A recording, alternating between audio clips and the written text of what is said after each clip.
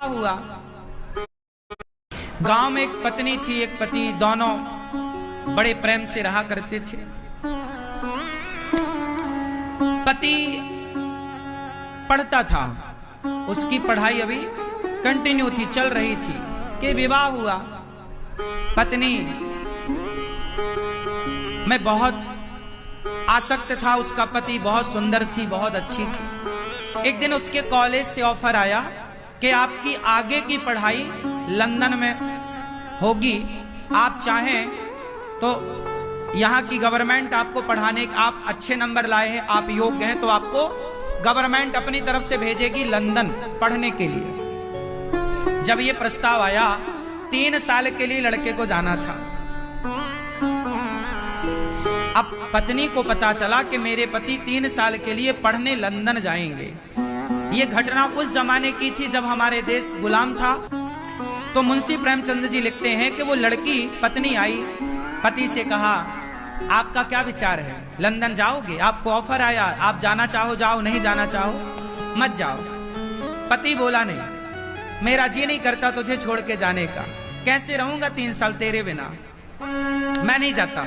कोई career barrier नहीं, जो है भारत में कमाएंगे, खाएंगे, प्रेम से रहेंगे, क्या करेंगे इतनी डिग्रियां, इतना पैसा क्या करेंगे जब अपने का प्यार नहीं है, तो मैं तुझे छोड़ के नहीं जाता। माँ को कैसे छोड़ूं, पिता को, और मेरी प्यारी तो तू है, मैं तुझे बहुत प्यार करता हूं। पर पत्नी ने समझाया। देखिए, पत्नी ने कहा कि आप जाइए, आप पढ़ लिख जाएंगे, आप बड़ा कद, बड़ा पद पाएंगे, मुझे बहुत प्रसन्नता होगी कि मेरा पति आज वहां है, आपको जाना चाहिए।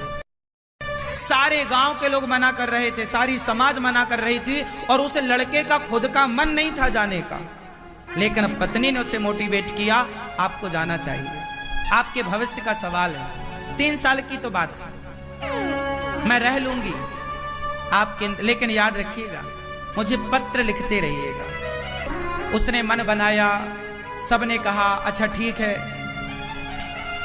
उसका मन नहीं था, पर फिर भी वो घड़ी आ गई जिस दिन उसे विदा होना था। वो विदा होने के लिए चला, पत्नी से मिलने गया, पत्नी को गले लगाया, कहा, प्रिय मैं जा रहा हूं, पर मेरा मन नहीं है तुम्हें छोड़कर जाने का। पत्नी ने कहा, जी मैं थोड़ी चाहती हूं कि आप जाएं, बस आपके पढ़ लिख लेने से इस राष्ट्र का, इस समाज का कितना भला होगा। आप पढ़ लिख जाएंगे तो आपके दोस्त मित्रों को आप न्याय दिला सकते हैं। आप वकालत की पढ़ाई पढ़ने जा रहे हैं, वकालत पढ़ने जा रहा था, एडवोकेट बनना है, जाओ। गले लगाया पत्नी ने, प्यार की बातें हुई, मुझे पत्र जरूर लिखते रहिएगा। पति ने कहा, प्रिय मैं तुम्हें छोड़कर जाना नहीं चाहता, पल पल तुम्हारी याद आएगी, कैसे रहूंगा तुम्हारे बिना। उसकी पत्नी को भी लगा कि मेरा पति कितना अच्छा है, मेरा कितना ख्याल रखता है। पति चला गया, ट्रेन में बैठा और वहां पहुंचा जहां से बड़ी बड़ी जहाजें, पहले यात्राएं जहाजों से होती थी, उस जहाज में बैठ के वो लंदन की ओर चला। वो लंदन पहुंचा, उसका कॉलेज उसे मिल गया, वो पढ़ना स्टार्ट कर दिया। परंतु हर महीने वो पत्नी को पत्र लिखता, पत्नी भी पत्र में उसको जवाब देती, हमें आपकी याद आ रही है, वो भी कहता, हम आपके बिना कैसे हैं। जैसे 1 साल बीता, पत्र आने खत्म, पत्र आने बंद। पहले अब 2 महीने में एक बार आता, फिर 6 महीने में, अब तो साल भर हो गया, पत्र नहीं आया। पत्नी को लगा मेरे पति का पत्र नहीं आया। अब जब पत्र नहीं आया तो ये भी पत्र लिखती तो इस पत्र का कोई जवाब ना आए, तो जब जवाब ना आए तो लिखने से क्या फायदा है। पत्नी को लगा, पत्र आते थे तब तो मैं जी लेती, 3 साल नहीं 6 साल रह लेती, अब पत्र नहीं आ रहे हैं। पत्नी को लगा कि मुझे जाना चाहिए। वो पत्नी अपने पति को पाने के लिए वो चली, लंदन चली वो महिला। गांव वालों ने रोका, ना ना मैं आ जाऊंगी, मैं पति को पाने जा रही हूं। वो लंदन पहुंची, एड्रेस तो उसको पता ही था क्योंकि उसके कार्ड आते थे ना, पत्र आता था तो एड्रेस था। अब वो जैसे लंदन पहुंची तो वो जैसे ही पहुंची उस कॉलेज के सामने, क्योंकि उसे कॉलेज पता था मेरा पति इस कॉलेज में पढ़ रहा है, जैसे ही पहुंची तो उसने देखा कि उसका पति सामने से आ रहा था। उसे लगा गले से लगाऊं, लिपट जाऊं, लेकिन ध्यान से देखा तो उसके बगल में कोई स्त्री और थी, एक लड़की थी, और वो लड़की का हाथ पकड़े जा रहा था। उसने तो ध्यान नहीं दिया, पर इसने तो देखा। अब ये वहीं पर किराए का कोई घर लेके ना आसपास रहने लग गई और वॉच करने लग गई, देखने लग गई। उसको लगा मेरी आंखों ने धोखा देखा होगा, पर रोज उसी लड़की के संग आता, कॉलेज उसी के संग जाता। अब ये वहां लंदन में क्या करे, तो इसको सिलाई आती थी, तो इसने भारतीय ड्रेस बनाना स्टार्ट कर दिया कि भाई कुछ तो खाने को चाहिए ना, तो इसने सिलाई करनी शुरू कर दी। कुछ दिन के बाद आई और बोली, बहन वो अगले हफ्ते मेरा ब्याह है, तो तुम मेरा लहंगा बना दोगी क्या, भारतीय ड्रेस सिल दोगी क्या? हाँ हाँ क्यों नहीं, मैं सिल दूंगी। अच्छा, ये जानती थी कि यही वो लड़की है जिससे मेरे पति का चक्कर है, पर ये बहुत धैर्यवान लड़की थी। इस लड़की ने कहा कि आपका ये जो पति है, शादी इसी से होने जा रही है। वो नाम बताया, हाँ सुभाष उसका नाम था, सुभाष से आपकी शादी हो रही? हाँ हाँ, बहुत इंटेलिजेंट है, मैं तो देखो कैसी हूँ, सांवली हूँ, वो बहुत गोरे हैं, सुंदर हैं। तो इसने कहा कि उन्होंने कुछ बताया नहीं क्या? अरे आज के लड़कों को परख लेना चाहिए, शादी वादी कर ली है पहले के नहीं। उस लड़की ने कहा, नहीं नहीं, मेरा पति बहुत अच्छा है, बहुत अच्छा है, 7 दिन बाद मेरी शादी है, क्या तुम मुझे ये दोगी सिलकर? हाँ हाँ।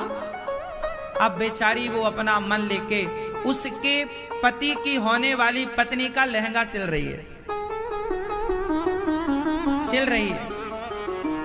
अब मन तो दूसरी महिला में चला गया। शादी की घड़ी आई, उसने लहंगा सिल के दे दिया और शादी की उसने कहा, बहन मेरे ब्याह में जरूर आना। उस लड़की को पता नहीं कि इसके पति से मेरा ब्याह होने वाला।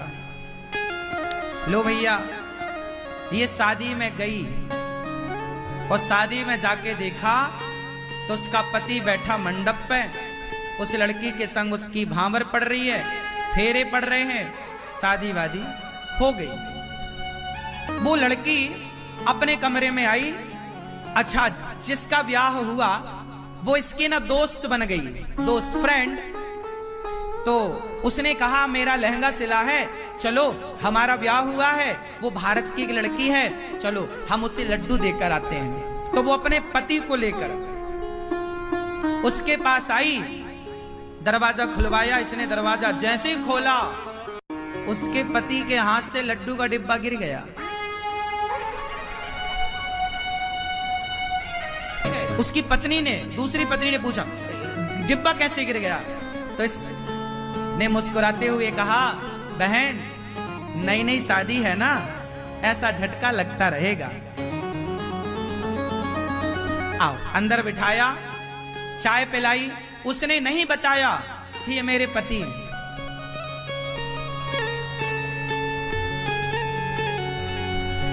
उस लड़की ने कहा, बहन तुमने मेरा लहंगा सिला, मेरी शादी में आई, बहुत अच्छा लगा, देखो मेरे पति कितने अच्छे हैं।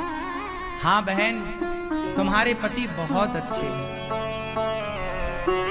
भगवान करे कि तुम्हारे पति अच्छे ही रहें, क्योंकि कुछ लोग समाज में ऐसे हैं जो प्यार का इजहार किसी से करते हैं, साथ जीने और मरने की कसमें खाते हैं, पर साल 2 साल में ही अपने रंग बदल देते हैं।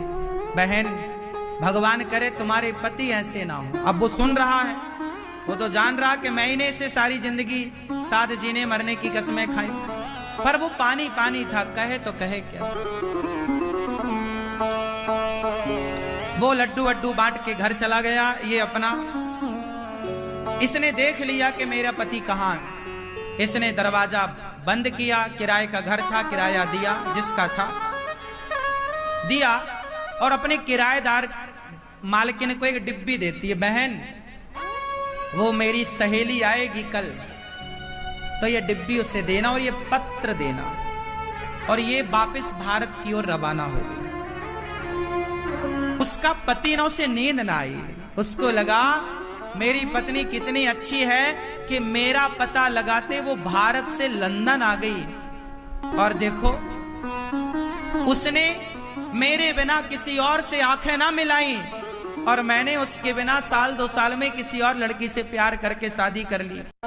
उस आदमी ने सोचा कि ये जो लड़की है, ये जो मुझे लंदन में मिली है, क्या ये मेरे लिए इतना त्याग कर सकती है जितना मेरी भारत की उस पत्नी ने प्यार किया, त्याग किया। वापस आया कि चलो सॉरी बोलूंगा, माथा चरणों में रखूंगा, माफी मांगूंगा।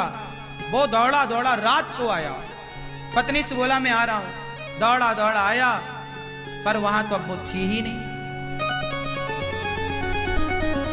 मालकिन ने कहा कि भैया ये कागज दिया है और ये कुछ डिब्बा है। उसने खोला तो शादी का जोड़ा जो उसने अपनी शादी में पहना था, अपनी शादी में जो उसने लाल शादी साड़ी वाड़ी पहनी होगी, वो सब जोड़ा रखा, सिंदूर की डिब्बी दी, और उसने लिखा अपनी सहेली को, मतलब उसकी पत्नी को, कि बहन तुम्हारी जोड़ी अमर रहे, और अब मेरी इच्छा है कि तुम्हारे ही शुभ हाथों से, तुम सुहागन हो, तुम पतिव्रता हो, तुम्हारे शुभ हाथों से ये सिंदूर, तुम ये शादी का जोड़ा एक नदी में, जलाशय में विसर्जित कर देना। क्यों?